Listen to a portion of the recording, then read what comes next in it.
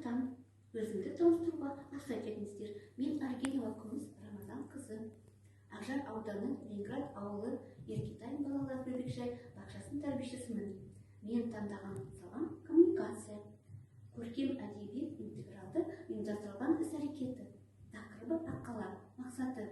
Қысқы табиғаттың ерекшеліктерін түсіне алады, қысқайларын айта алады, мнемокесте арқылы тақпақты жаттай алады, қарым қасиеттерін түсінеді және атай алады. Балалардың қызығушылығын дамыту, балалардың тілін жетілдіру, сөздік қорын байыту, баланың ойлау, айту және білу өзіндік пікірін айту, білек қабілетін дамыту. Интроспекция бұл күрделі, көп ойланатын, толғанатын процесс. Психологтар айтады, біз өзімізді қандай адамбыз, солай біз өзімізді қабылдауымыз қажет. Менің ойымша біз барлық педагогтар осы балабақша келетін балаларға біз бір тұлға және жұлдыз ретінде оны қабылдап және түсініп, ашу және біз оны құрметтеп, қастерлеу керек деп мен ойлаймын. Баланың көңіл-күйі жақсы болса, бала жақсы түсінеді, қабылдайды және барлығын есте сақтайды. Мен ұйымдастыру кезінде пайдаланған өзінің бірнеше тәсілдерім бар. Біріншіден балалар ерекше болды, олар ұйымдастырылған оқу қызметке ұйықтайтын бөлмеден шықты. Өздері қалау бойынша құшақтасу мен қол ұстасу арқылы амандасты. Мен сосын балаларды отырғызып, ұйымдастырылған іс-әрекеттің тақырыбын айтып, және өткен соңғы іс-әрекеттегі мнемокесте арқылы жаттаған тақпағымызды бірнеше бала жадқа айтып берді. Тосын сыйға бізге қонаққа аққала келді. Аққала көңілсіз болды. Ол келе жатқанда сандықшасын жоғалтып алыпты. Біз оның көңіл күйін көтеру үшін көңілді әткеншек ойын ойнаттық. Ойнағасын, көңіл көтергесін біз қар патшалығына саяхатқа шықтық. Жолда шырша туралы, аққала туралы жұмбақтарды шешеміз. Бірінші аялдамаға жеткенде балалар мнемокесте арқылы тақпақты аққала туралы жаттайды. Екінші аялдамаға бара жатқанда біз тағы жұмбақтарды шешеміз. Ол аялдамада балалар қағаздан аққаланы құрастырады, безендіреді. Одан кейін шыққасын бой жазу сергіту сәтін жасаймыз. Үшінші аялдамаға жеткенде балалар шыршаның астында сандықшаны тауып алады. Одан кейін біз балабақшаға ораламыз. Балабақша келгеннен соң аққала бізге сыйлығын сыйлап, оның ішінде сандықшаны болды. Аққала қайдан жасалған? Аққала бізге айтып, маған ыстық, мен еріп кетемін деп, қоштасып бізбен кетеді. Ыстық доп арқылы қорытындысын жасау. Балалар жұмбақтар қандай шешті, қандай тақпақты жаттады, соны айтып береді және қардың қасиеттерін зерттейміз. Ол қар суық және ол ериді. Балаларға сосын ұсынамын, шығармашылық бұрышында аққаланың суретін салуға, не оны мүсіндеуге барлығына рахмет айтып, сонымен ұйымдастырылған іс-әрекетін аяқтаймыз.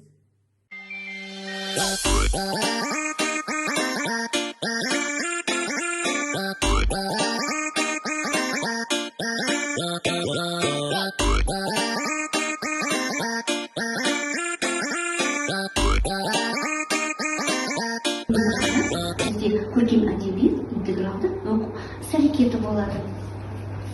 Өткен іс-әрекетінде біз балалар мнемокесте арқылы қандай тақпақты жаттады, кім еске түсіреді, кім айтып көреді, кім шығады, үнжу, үнжу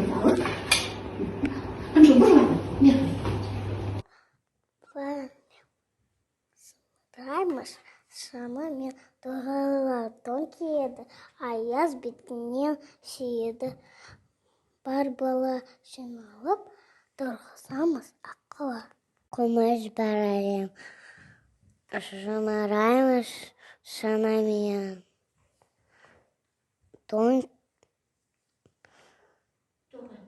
Тоғайлар тон киеді. Аяз бетінен сүйеді. Жиналып бар бала.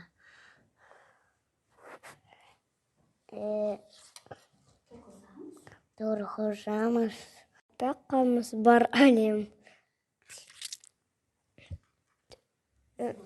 Зымыраймыш шанымен. Тоғара тон киеді, аяз затпен сүйеді. Көкім.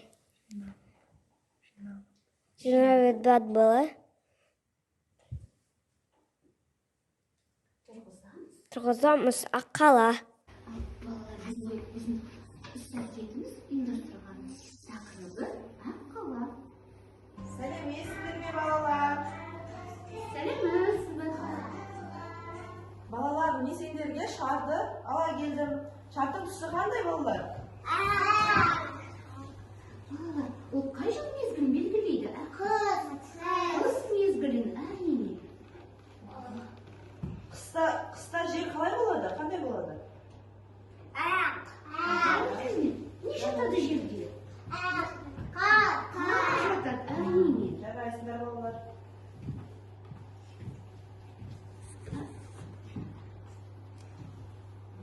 Рахмет, аққалар. Балалар, қараңызшы, біздің аққаламыз көңілсіз ғой. Мен жолда қорқынышты бір дауысты естіп, қорқып жүгірдім. Сол кезде мен сандықшамды жоғалтып алдым.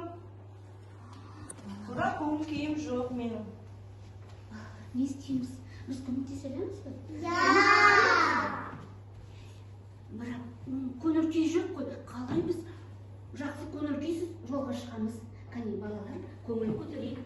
Аққаланың дөңгеленіп тұрайық. Ал аққала ортасына тұрмыз. Әткеншек, қарлакеншек ойынды ойнаймыз. Балалар, жаймен айналамыз. Жаймен қаттырақ жүреміз. Жүгіреміз. Ал қар басқа бағытқа ауысты. Басқа жаққа жаймен жүреміз. Жаймен қаттырақ жүреміз. Қаттырақ жүгіреміз. Жел басылды. Қарлар тынышталып, жерге жаймен түседі. Жақсы. Балалар, қараңдар, аққаланды көңіл күй көтерген сияқты. Балалар, біз қар патшалығына барып сандықшасын табуға көмектесеміз бе? Ендеше балалар, қазір бірнеше бала аққаланы сұрап, менімен бірнеше бала қолымыздан ұстайық, қолдарымызды ұстайық. Жақсы, аққаламен кім шыққан? Жібереміз. Жолға шыққанды балалар, айтқан қорқынышты аң болуы мүмкін. Сондықтан біз жүргенде жолда шорамаймыз және қатты сөйлеспейміз, жүгірмейміз.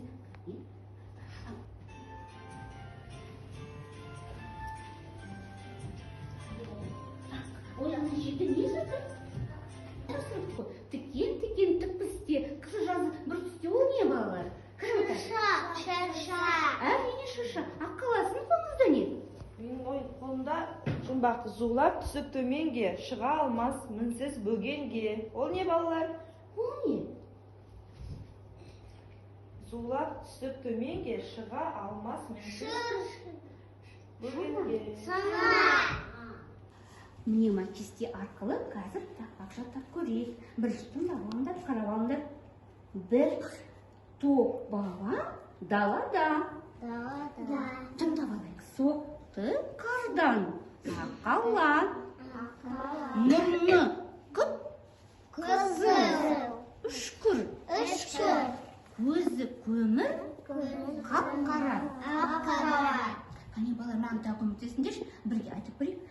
Бір топ бала далада. Соқты қардан. Аққала. Мұрны қызыл. Үшкір. Көзі көмір. Қап-қара. Кім бала жатқа айтып тырысады? Кім тырысады бірінші? Кәне, кім көре тырыс? Кім тырысады айтуға? Әмжу.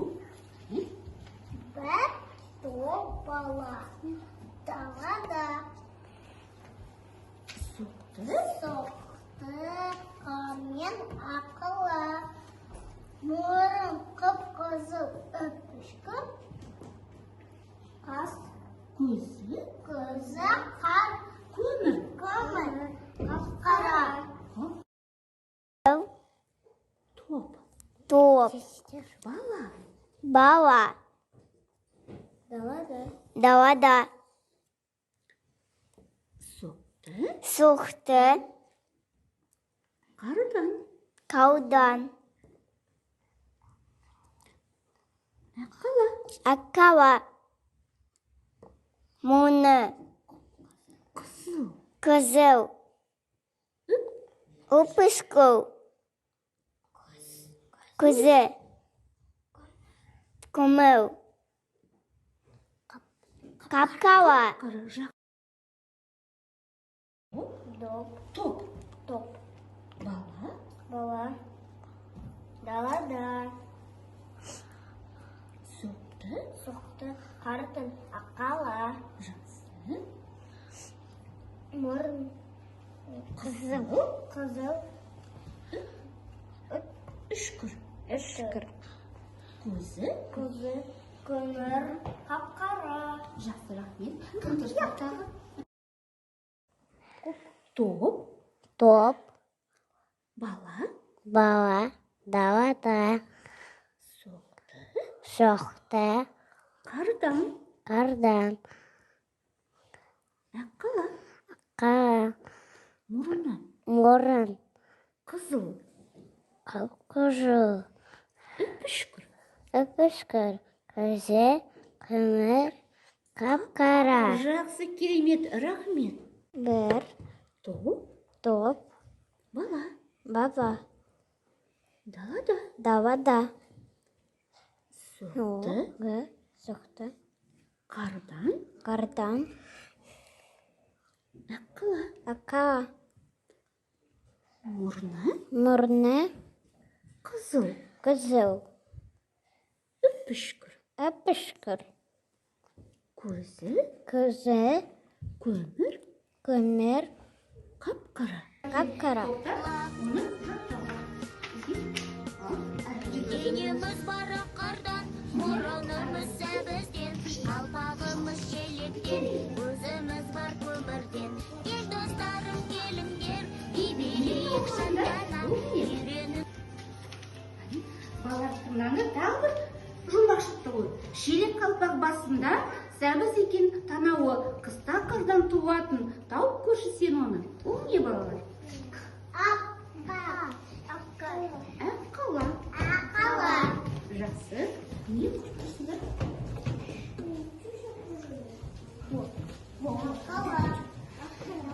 Меніңше балалар, ал екі командаға бөлінейік. Қалаға, яқала жасаймыз.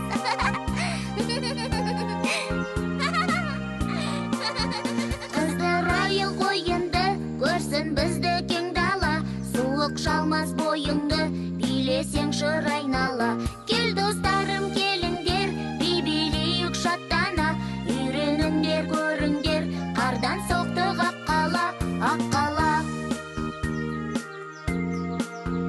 Денеміз бара қардан, мұрынымыз сәбізден, қалпағымыз шелектен, көзіміз бар көмірден. Кел достарым келіңдер, билейік шаттана.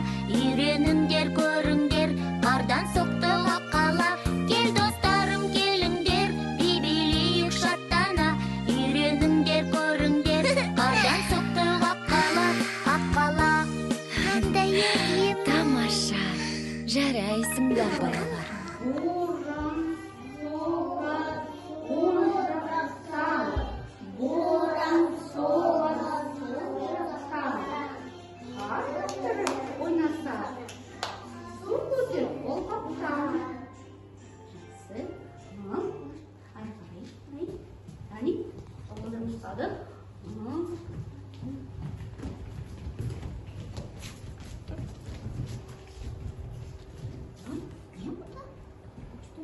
Алақай, менің сандыршам табылды ғой. Мен жаңа жүгіріп жүрген кезде сандыршамды жоғалтып алғам. Рахмет сендерге балалар. Жақсы. мына сандықшаны мен сендерге сыйлауға әкелген болатынмын. Сандықшын Қыздырайық ойынды, көрсін бізді кең дала, суық шалмас бойыңды. Уақытым келді. Мына жер жылы, мен еріп кетемін. Сондықтан маған кету керек. Балалар, сау болыңдар, балалар. сау болыңыз. Қызметіміз сендерге ұйымдастырған ұнады ма? Көңіл күйіміз қандай біздің? Көңіл күйіміз жақсы. Жасұлан, мен сендерге ыстық доп арқылы сұрақ қойып, қорқуды жасаймын. Нұрай, айтшы, бүгін қандай ұйымдастырған іс-әрекеті болды?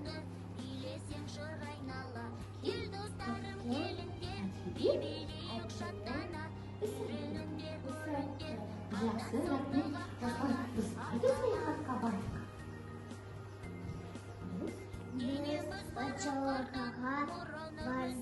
Қар патшалығына бардық. Жақсы, рахмет.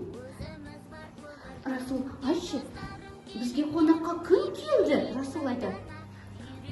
Бізге қонаққа кім келді? Аққала келді. Аққала келді. Жақсы, рахмет. Айырым, мына кесте арқылы біз қандай тақтақты талқыладық? Не туралы? Аққала туралы. Тақтақты. Жақсы, рахмет. Және Алина, біз не туралы жұмбақтарды шештік?